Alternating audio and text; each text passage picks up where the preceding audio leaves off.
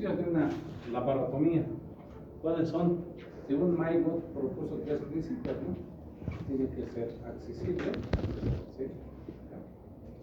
Tiene que tener un carácter de extensibilidad y tiene que ofrecer una adecuada seguridad durante la laparotomía.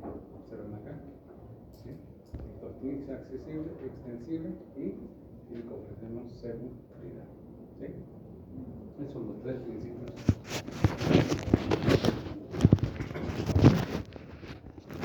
Factores que influyen en la elección de incisión: la posible exactitud diagnóstico, la necesidad de intervención inmediata con constitución del paciente. Por ejemplo, acá, si tuviésemos acá estos, ¿qué tipo de lesiones? ¿Será por arma de fuego o por arma blanca? Fuego. Este. Parece fuego. Parece arma de fuego, ¿no? Sí, parece arma de fuego. Entonces, por ejemplo, cuando son traumas abdominales por arma de fuego, yo no puedo hacer una incisión infraumbilical con extensión para umbilical derecho o izquierdo. Tengo que hacer una laparotomía realmente desde el apéndice cifoides hasta el. Porque las lesiones por arma de fuego lesionan varios órganos del capilar abdominal. ¿Sí? De hecho, a veces tienen un orificio de salida en la parte posterior de la región lumbar, a veces tienen un orificio de salida en la parte tórax, ¿sí? Por la pared anterior o por la pared posterior. Esa es la característica de los proyectiles, ¿no? No siguen un trayecto rectilíneo. Ingresan en la cavidad y dan unas vueltas y lesionan todo. Pueden lesionar colon, transverso, intestino delgado, estómago, esófago, vasos, vejiga y salirse por la región. ¿Sí?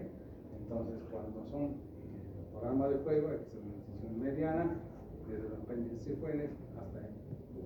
Pero acá tenemos acá una lesión por arma blanca, ¿ves? Cuchillo. ¿Qué estructura anatómica estaría lesionada si ustedes ven esta bola? Pues estómago, ¿qué más? Páncreas. ¿Cómo? Páncreas, ¿no? Está por atrás. ¿Sí? Pues el vaso está muy arriba. ¿Qué intestino? Colon transverso. ¿Sí? ¿Qué otro más? Intestino delgado. ¿Qué podría estar lesionado? Yeyun, ángulo de Kreitz. ¿Sí? Entonces vean, en este caso yo sé más o menos la dirección del cuchillo y puedo hacer una incisión supraumbilical. ¿Sí? Entonces acá dice la posible exactitud del diagnóstico. Estos son los factores que influyen en la elección de una incisión. ¿Sí? Acá puedo pensar en lesión de colon transverso, puedo pensar en lesión de yeyuno, ángulo de Kreitz, tal páncreas. ¿Sí? Entonces, en ese caso, por ejemplo, no es necesario hacer una incisión desde la apéndice cifoides hasta el pubis, ¿no? Solo es necesaria una incisión supraumbilical mediana, porque a este nivel se encuentra la lesión.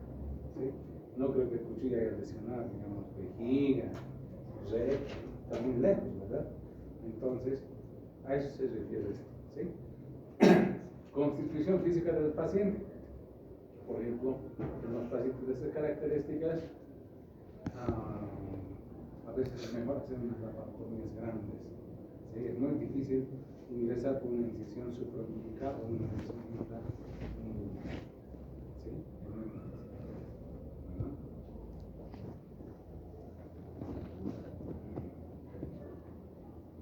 ¿Cuáles son los límites internos del abdomen? Por la parte superior tenemos el diafragma, en la parte inferior tenemos el piso pélvico, en las partes laterales, los músculos anterolaterales del abdomen. ¿Sí? Esos son los límites internos de la cavidad abdominal.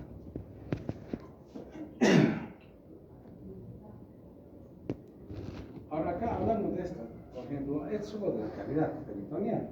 Hay otro espacio, ¿verdad? En la parte posterior de la cavidad peritoneal. ¿Cómo se llama? El retroperitoneo. El retroperitoneo, doctores, está dividido en 4 zonas. La zona 1 es la mediana, ¿sí? La zona 1. 2 zonas laterales, las zonas 2, ¿sí? y acá tenemos la zona 3 a nivel de hipogástrico, ¿sí? Esas son las zonas de la cavidad retroperitoneal. Zona media, zona 1, zona 2 son las dos laterales, ya tenemos 3, y tenemos la zona 3 que es la hipogástrica, ¿sí? Entonces, ¿cuántas zonas hay? Son 3 zonas, de las cuales 2 son pares, 2 impares, ¿sí? Entonces acá también tenemos que ver eso, ¿no? Cuando hay traumas abdominales tenemos que abordar el retroperitoneal. El retroperitoneal también se divide las laterales, las zonas 2, en dos. Una suprahepática o retrohepática y una infrahepática, ¿sí? Retroperitoneal supra y retrohepática y retroperitoneal infrahepática en ambos lados, derecho o izquierdo, ¿sí?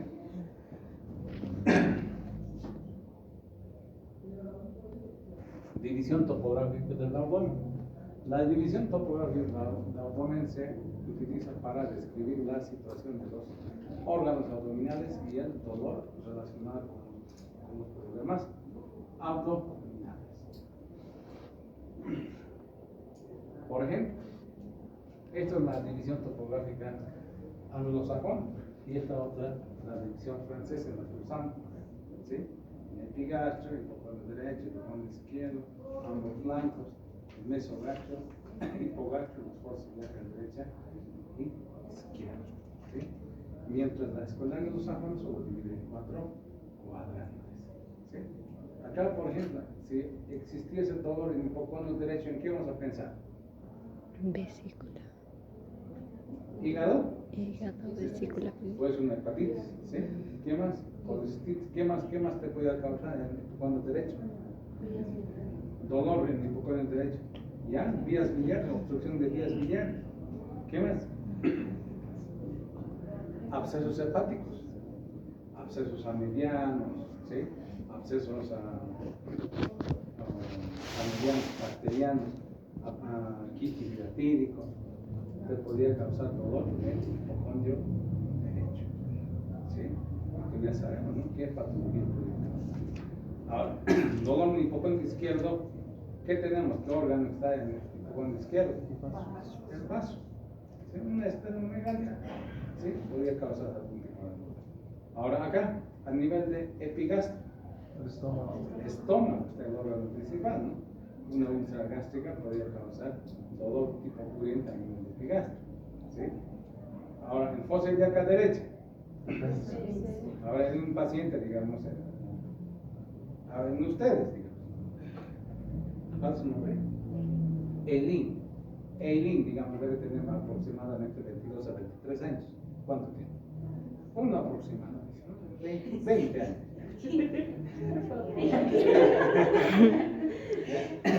Por ejemplo, ya, un paciente de 20 años, dolor en fosa ilíaca derecha, sexo femenino. ¿Qué podría ser? Una causa, apendicitis aguda. Otra, Embarazo ectópico. puede ser embarazo ectópico. ¿Qué más? Quistes de ovario torcido. Otra, salpingitis. ¿Qué más podría doler a ese nivel? No, es más difícil de confundir con la nivel. Entonces vean, en una paciente joven, pero si ella fuese de 70 años, ¿qué podría doler? Puede ser también un apéndice. Otro, tumores de apéndice, tumores de ciego, ¿sí? Entonces ya no voy a pensar en ella, de una paciente de 70 años, debe ser embarazo ectópico, ¿no? Una salpingitis, no, difícil. ¿Ya? Vean, también las patologías difieren de acuerdo a la edad. Ustedes tienen que ver eso, ¿sí? Ahora, nuestro querido amigo, ¿cuál es su nombre? Brandon, ¿qué podría doler en fosa ilíaca derecha? Apéndice. Otro. ¿Embarazo ectópico? No. ¿Cuál? Torsión testicular. Puede ser, pero más abajo en el testículo, ¿no? Puede un dolor referido, ¿sí? ¿Ya? Otro. Litiasis ureteral, se puede causar. ¿Ya? ¿Ya? Por eso uno tiene que diferenciar, tiene que saber los diagnósticos diferenciales. No es pensar en las personas, tú debes tener embarazo ectópico, pero tiene 70 años. No. En pacientes añosos es mejor pensar en neoplasia. ¿Sí? Entonces varía de acuerdo a la edad. Ahora, si tuviésemos un dolor a nivel de mesogastrio, Mesogastrio. Intestinos. dolor, Torsión igual. cólico, alzas térmicas, deposición en líquido y a nivel de mesogastrio, infección de gastrointestinal, ¿no? A nivel de mesogastrio. Probablemente después de las clases prácticas se haya ido ustedes a los organizadores a saber, ¿no? Se han comido salmonela en fresco, algo así, ¿no? Ahora, dolor en fosa ilíaca izquierda en un paciente, digamos, en Brandon, ¿qué podría ser? Igual. No. No, ¿qué podría ser? Colitis. ¿Qué? Colitis. Puede ser una colitis, enfermedades autoinmunes, ¿no? Colitis. ¿Qué más? Obstrucción intestinal. Aunque pólipos no duele, ¿no? Pero podría ser, ¿sí? Más que todo enfermedades como divertículo de colon, diverticulitis. Esas cosas pueden ocurrir. Pero si fuese sexo femenino, podrían pensar en un embarazo ectópico. Entonces vean, de acuerdo a la edad. Ahora, si fuese un paciente de 60, 70 años, neoplasias de colon, ¿sí? Neoplasia. Entonces vean, de acuerdo a la localización del dolor, nosotros más o menos podemos sospechar de qué se trata. ¿Sí? Por ejemplo, esta mañana internado en la sala de cirugía del Hospital de Clínicas un paciente con sea de colon ascendente, ¿sí? De colon ascendente, ¿no? Entonces, a los residentes le preguntó si había examinado el abdomen, dijo que sí. Los tumores de colon, en mi colon derecho, son de crecimiento exofítico. Se palpan tumores. Entonces, como crecen hacia afuera, se palpa una masa a nivel del flanco derecho, a nivel de la fosa derecha, se palpa. ¿Ya? Y el residente me dice, doctor, no palpé nada. Habrá examinado. Mientras los tumores en mi colon izquierdo, colon descendente, sigmoides, son de crecimiento endofítico, crecen hacia arriba. ¿Sí? ¿Qué características tienen? Entonces, examínese el abdomen en un paciente de 60, 70 años, donde esté sospechando una neoplasia del colon. ¿Sí? Si es neoplasia del colon derecho, se palpa, mientras las neoplasias del colon izquierdo generalmente no se palpan, porque son de crecimiento endofítico. Acá, topografía del abdomen en relación con los órganos. Líneas de daño, líneas de menor tensión, ojo. ¿Sí? Entonces, por ejemplo, las incisiones siempre deben respetar esta línea. Pero en el abdomen muchas veces no se les respeta, no hay incisiones transversas. Solo en niños, en edad pediátrica, se hacen incisiones transversas, pero en adultos son generalmente medianos o paramedianos. Muy raras veces se hacen incisiones. Tipos de incisiones, ven acá. Tenemos incisiones verticales, transversas, incisiones mixtas. Aquí está una incisión vertical, mediana, infraumbilical. Puede ser mediana, supraumbilical. Puede ser paramedianas, transrectales o paramediana lateral derecho, izquierda, recto abdominal o paralela hacia la línea media del recto abdominal. ¿Sí? Acá tenemos incisiones mixtas, acá tenemos vertical y una oblique. ¿Sí? Y acá tenemos una transversa, es una incisión de Rockefeller para una apendicectomía. Apendicitis no complicada, ¿no? Pero si tuviesen un paciente con apéndice complicado con una peritonitis generalizada, es mejor no hacer una incisión mediana infraumbilical si es que fuese necesario extenderla hacia una supraumbilical mediana. ¿Sí? Pero en este caso, esta pequeña incisión es para apendicitis no complicado. No complicado. Acá vean, hay varias variedades de incisiones verticales, de las cuales siempre, por ejemplo, si ustedes quieren explorar en forma adecuada la cavidad abdominal, hagan una incisión mediana, supra e infraumbilical, dependiendo de la patología del paciente. ¿Sí? Por ejemplo, ¿quiénes están rotando por hospital de clínicas? ¿Sí? ¿Han visto en la visita, no? Hay un paciente complicado, ¿no? Con una fístula intestinal. ¿Sí? En hospital de clínicas de neurología. En urología. Pero en el hospital de Qué mal. Pero no es Por ejemplo, tenemos un paciente complicado en la sala de cirugía. ¿Qué es lo que sucede? El médico a cargo está en busca de una fístula intestinal. ¿Sí? Entonces, en ese caso, en la primera cirugía, por ejemplo, ese paciente ingresó para una restitución de tránsito intestinal. ¿Sí? Se complicó con una fístula intestinal delgada, aparentemente del ilio. En la segunda cirugía ingresó a buscar la fístula, nunca encontraron la fístula.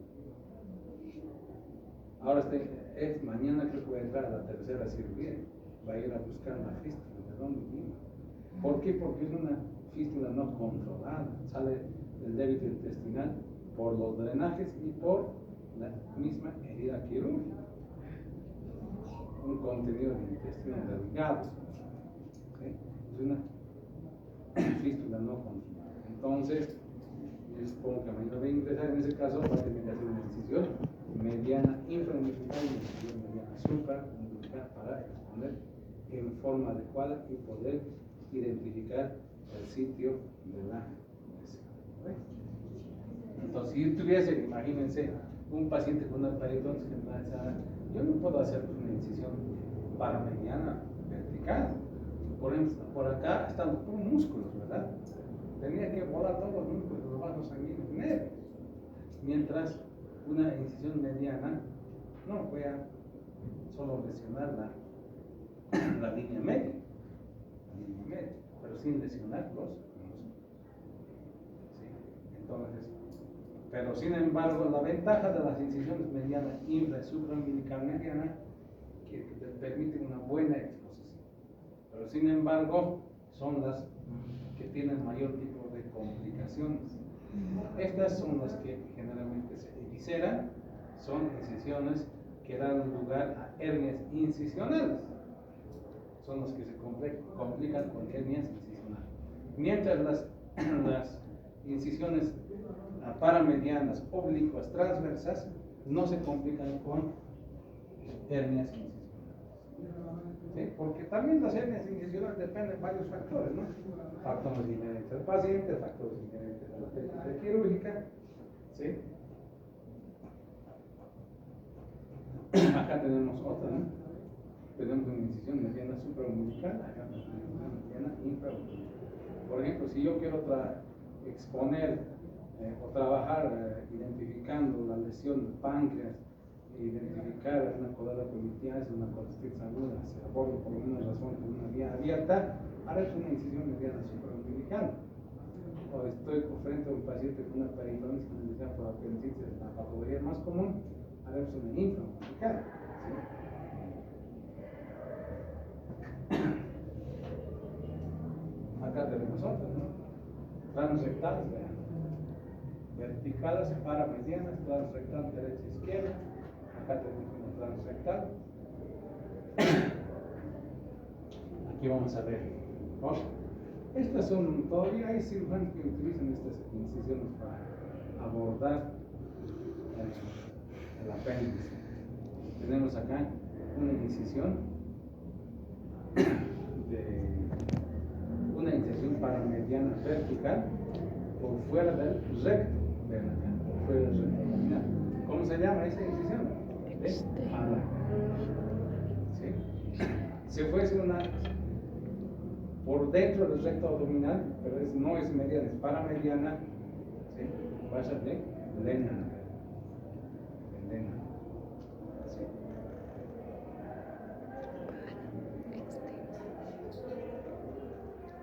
Acá, incisiones tipo verticales.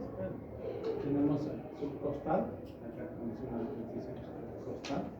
Es una incisión que se utiliza bastante cuando se aborda por vía convencional un problema de hígado, un problema vesicular biliar, de vías biliares. ¿Cómo se llama esta? Incisión de Kocher, ¿no? Incisión de Kocher. ¿Sí? Esta otra incisión, observen, esta es la incisión de McBarden para apendicitis. Es una oblicua. ¿Dónde se hace? Espina ilíaca inferior superior, ombligo, se divide en tres, entre la unión del tercio externo con el tercio medio. Esa es la incisión. De forma oblicua, de aproximadamente 2.5 a 3 centímetros para apendicitis agudas, probablemente no complicadas.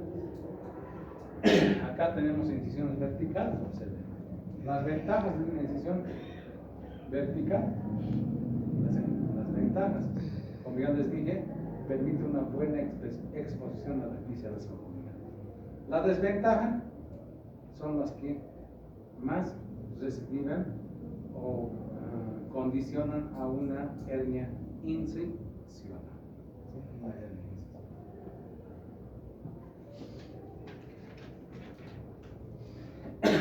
Acá ya están las transversas, las oblicuas, las curvas. Por ejemplo, acá tenemos una curva infraumbilical para separación de hernias, ¿no? Puede ser infraumbilical, puede ser paraumbilical, puede ser supraumbilical. Acá puede ser una región suprapúbica, ser una incisión igual curva. ¿Cómo se llama esa incisión? Para las cesáreas. Ahí está, sí, ¿no? Vean acá. ¿Sí? Esto, ¿no? La famis. Es curva. Para las cesáreas, dicen. Para las cesáreas. Esto los ginecólogos, pero los cirujanos cuando hacen cesárea le echan mediana infraumbilical. Los ginecólogos hacen este tipo de incisión. ¿Por qué? Una vez que llegues al plano muscular, ¿sí? Tienes que abrir la fascia anterior del recto y tienes que decolar la línea media hasta el ombligo, ¿sí? Entonces, una vez que abres eso, tienes que recién separar los músculos rectos del abdomen. Mientras si haces una mediana, te evitas todo ese trabajo. Haces una mediana, entras por la línea media y directamente a cavidad abdominal, ¿sí?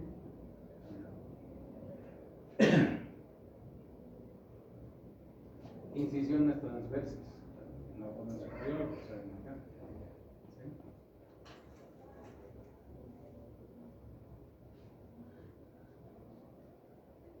Acá tenemos igual, ¿no? Rocky Davis, ¿sí? Son incisiones para permitir no comunicar. Acá tenemos infraumbilical, para reparación de hernias, ¿sí?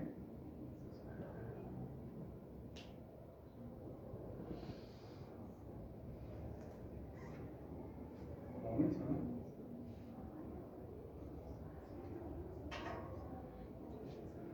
Incisiones subcostales, acá tenemos el coche, una subcostal derecha, es una subcostal izquierda, a veces subcostal izquierda más subcostal derecha. ¿Cómo se llama eso? De chevron. A veces se asocia una subcostal derecha más que una subcostal izquierda. De chevron se abre todo. ¿Ya? A veces cuando tienes que hacer, digamos, cirugías de páncreas, una subcostal izquierda no es suficiente. Tienes que abrir también una subcostal derecha. Si quieres hacer, digamos, cirugías de vaso, ya a veces no es suficiente esta decisión, tienes que asociar a una subcostal.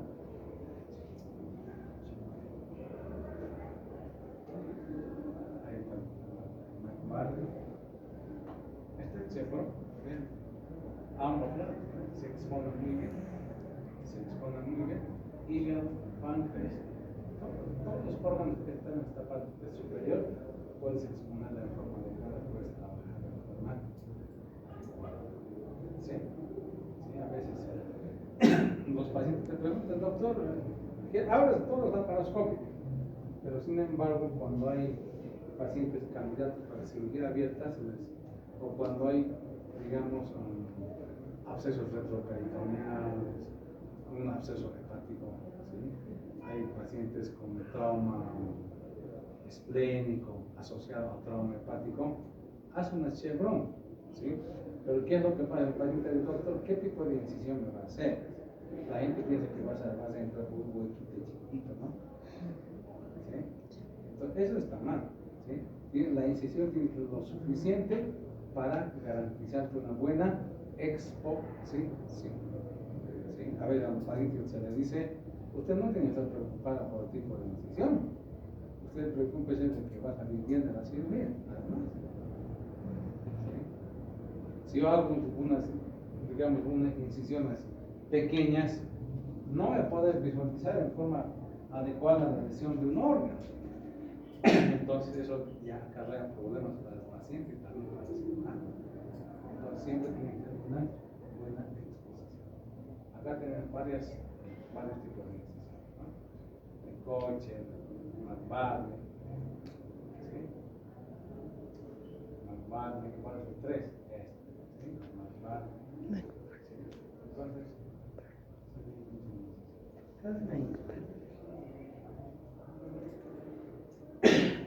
la torre de laparoscopía, como ya les dije, actualmente cuando sospechamos lesión de órganos abdominales se hace una laparoscopía diagnóstica.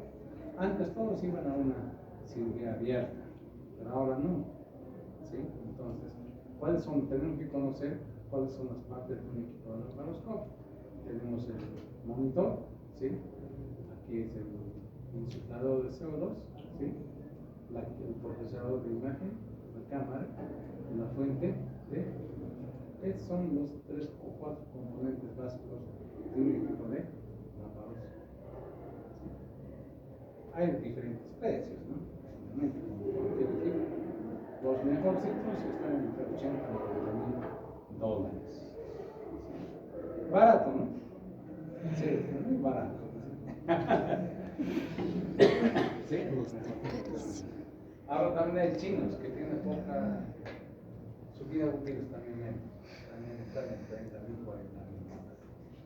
Si alguno de ustedes quiere comprarse, sí. Yo no.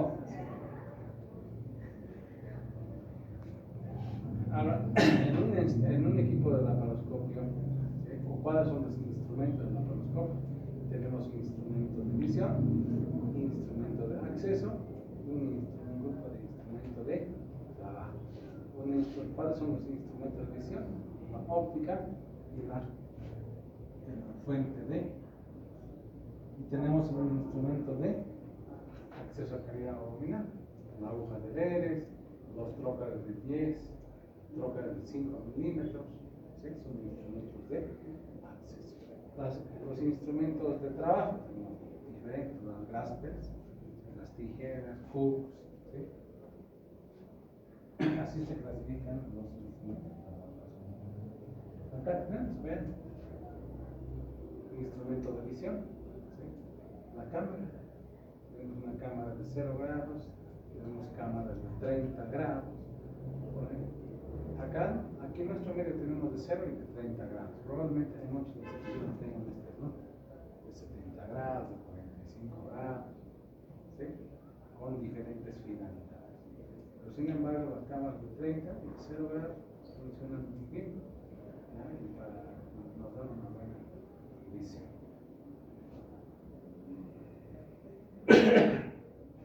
Acá tenemos los instrumentos de acceso. Acá tenemos los trócares de 10 milímetros, los trócares de 5 milímetros. A través del trócar de 10 milímetros se introduce la cámara, ¿sí? Mientras a través del trócar de 5 milímetros se introducen directamente los graspers, que son materiales de trabajo. ¿Sí? Graspers, tijeras, aspirador. A veces el trócar también funciona, ¿sí? Como una vía de trabajo, pero siempre y cuando reduzca el orificio con un instrumento llamado reductor. ¿Sí?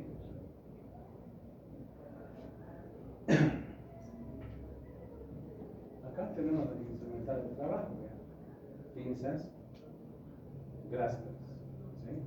Puede ser con dientes, sin dientes, ¿sí? Ven diferentes pinzas. Y tenemos el hook, el famoso hook para disección, ¿sí? Esto funciona con un cable de electro y polar. Cauteriza, corta. Acá tenemos vean acá, han ingresado esto para hacer una cirugía aérea, ¿sí? Tenemos un trocar de 10, estos son trocar de 5 milímetros para hacer la pinza. Y esto a través de 10 milímetros se introduce la óptica, ¿sí? Ven acá, el día de ayer hemos hablado del buraco, de los ligamentos mediales, ¿sí? Y hemos hablado del ombligo, ¿verdad? Por ejemplo, la lesión laparoscópica del abdomen todavía posterior es así. ¿Qué es esto? El duraco, ¿sí? El duraco vestigio de qué era? De la alantoides, de los ligamentos laterales o mediales, ¿no? De las arterias umbilicales. Por arriba estaría el ligamento redondo. ¿Es obliteración de qué? De la vena umbilical. Entonces vean, si tuviésemos una hernia, trabajamos exponiendo de esta forma. Se hace una incisión, el peritoneal parietal desde la espina cantero superior hasta el ligamento medial. Si accedemos para reparación de una hernia transabdominal, ¿sí? Es la técnica TAP, ¿no? Ahora se fuese totalmente preperitoneal, donde no tendría que acceder a la cavidad abdominal, es la técnica TEP. En este caso, solo se introduce el trocar por delante de la fascia del recto abdominal, se desplaza hacia la región preperitoneal, ¿sí? La pared abdominal, donde el recto no está cubierto de fascia, ¿sí? Entonces vean, te ingresas al espacio de rectus, es el espacio que está situado por detrás del pubis, y puedes disecar hacia hasta los espacios de Bogros. ¿Se acuerdan de los dos espacios de anatomía? Espacio de rectus y espacio de Bogros. Nada, porque son estudiantes virtuales. ¿Ves lo que me responden sus compañeros en el plan? Nosotros somos estudiantes virtuales. No hemos ido a reconocer. Solo nos mostraban el dibujo, ¿cierto? Sí. Entonces tienen sus desventajas. ¿Sí? La ventaja que te acerca al mundo. Desventaja requiere pues estudiantes que tengan compromiso con su aprendizaje. Porque ¿qué es lo que sucede? Ingresan todos, pero una vez que se desconectan las cámaras, se van a pasear afuera. El docente está hablando con el más allá, no hay ningún estudiante ahí presente. Y cuando se les pregunta, nadie responde. ¿O no es así? Entonces eso es un problema serio. Es un problema serio. Entonces requiere un estudiante responsable con su conocimiento, que realmente quiera aprender. ¿Sí? Si está bien, digamos, a la universidad por pasar de curso y obtener un cartón, que un 70% lo hace, ¿sí? No aprende nada. ¿Sí? Entonces el espacio que está por detrás del pubis se llama rectus, y los dos espacios laterales se llaman Bogros. ¿Cuáles son las complicaciones del neumoperitoneo? Vean, el neumoperitoneo cuando se inicia una cavidad abdominal no es inocuo, puede provocar alteraciones pulmonares, puede provocar alteraciones cardíacas, puede provocar alteraciones renales.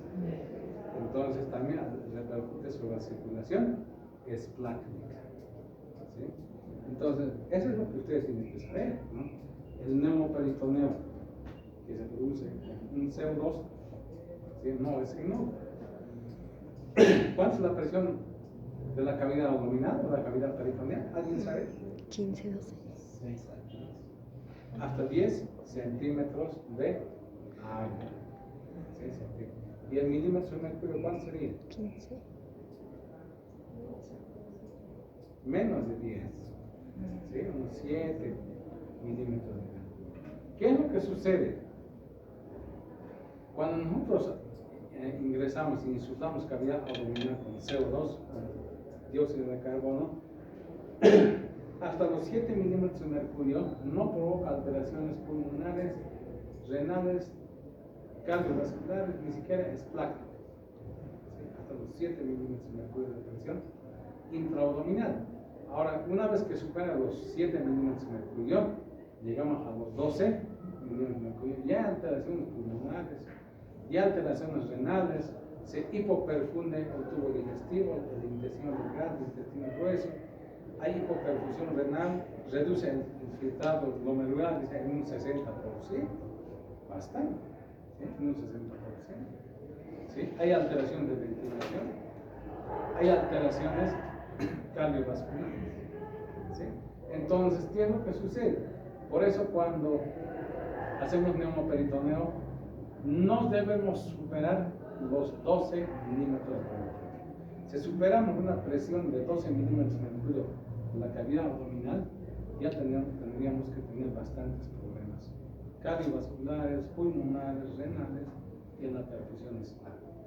Si tuviesen, por ejemplo, un paciente obeso con eritrocitosis, puede causar hasta una trombosis mesenteria. ¿Sí? El paciente puede tener hasta un paciente a nivel pulmonar. ¿Qué tipo de alteración pulmonar te podría dar un CO2? Síndrome de distrés respiratorio agudo. ¿Sí? Es una gran complicación del neumoperitoneo a nivel pulmonar. Síndrome de distrés respiratorio agudo. ¿Ustedes saben qué es el síndrome de distrés respiratorio, doctora? Falta de oxígeno. No sabe, no responde. ¿Es usted, doctora? Sí, no es respiratorio. ¿Qué es distrés respiratorio? Distrés. Disminución. Es cuando la capacidad pulmonar de la hematosis disminuye de manera ¿Por qué? aguda, por aumento, o puede ser por... ¿Saben cómo se define el síndrome de distrés respiratorio agudo? Edema agudo del pulmón, de origen no cardíaco. Así se define. Edema agudo del pulmón, de origen no cardíaco. Por lo tanto, ustedes tienen que descartar patología cardíaca, con sobrecarga de volumen. Entonces uno dice, doctor, ¿de qué etiología puede ser distrés? La principal causa de distrés es sepsis, pero una de las causas también puede ser CO2. El CO2 te puede provocar edema agudo del pulmón. No tenemos que tener varios pacientes con este problema. Pacientes de 20, 25 años ingresan aparentemente sin patología pulmonar, pero salen con edema agudo del pulmón. Pasan a terapia intensiva. Se preguntan a los anestesiólogos, ¿qué te dicen? ¿Sabe, doctor? Lo único que ha aplicado ha sido 800 hasta 1000 ml en toda la cirugía. Entonces, ¿qué es lo que pasó? Se produjo bastante humo dentro de la cavidad peritoneal. Con las disecciones se produce bastante humo. Ese humo es monóxido de carbono. Y el monóxido de carbono es muy difusible. Puede llegar a los pulmones y provocarte edema agudo del pulmón. Es una complicación. Otra, que provoca como es muy difusible, se difunde por la cavidad, por la pared peritoneal, ¿sí? Puede formar un carboxihemoglobina. Una característica de la carboxihemoglobina capta muy bien oxígeno, pero no la deja ir. Llega a los tejidos, no suelta esa molécula de oxígeno. Entonces los pacientes se complican con este tipo de problemas. Edema agudo del pulmón, carboxihemoglobina, una de las grandes complicaciones del neumoperitoneo. ¿Sí? Vean. Problemas renales, el paciente produce poca cantidad de orina, hay una hipoperfusión renal. ¿Sí? Problemas esplácnicos igual. Imagínense, el tubo digestivo, sabemos que es el máximo, es el principal órgano, como podría podría decirles, es el motor de la sepsis, ¿no? Es el motor del tubo digestivo, porque tiene gran cantidad de bacterias. Si la hipoperfundes al tubo digestivo, ¿sí? ¿Qué va a producir esta hipoperfusión? Lesiona la mucosa del tubo digestivo y por lo tanto proliferan las bacterias. Entonces puede llevar a un paciente a un shock sepsis, una sepsis y shock. Entonces vean, un neumoperitoneo no es inocuo. Entonces, mientras más rápido operes, mejor. Por eso los pacientes no pueden estar expuestos pues 5, 6, 8 horas de cirugía. ¿Sí? ¿Por qué vas a alterar todo este tipo de a todos estos órganos? Pulmones, riñones, corazón, a las perfusiones plácnicas. ¿Sí? Entonces puedes tener muchas complicaciones.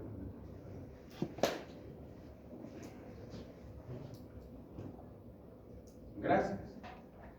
Bueno, muchachos, van a aprender para la siguiente.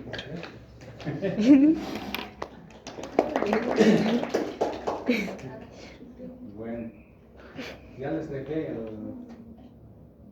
creo que una de sus compañeros tiene. Ya está, ¿no? Ahorita lo hacen. Pásenlo antes que me arrepienta.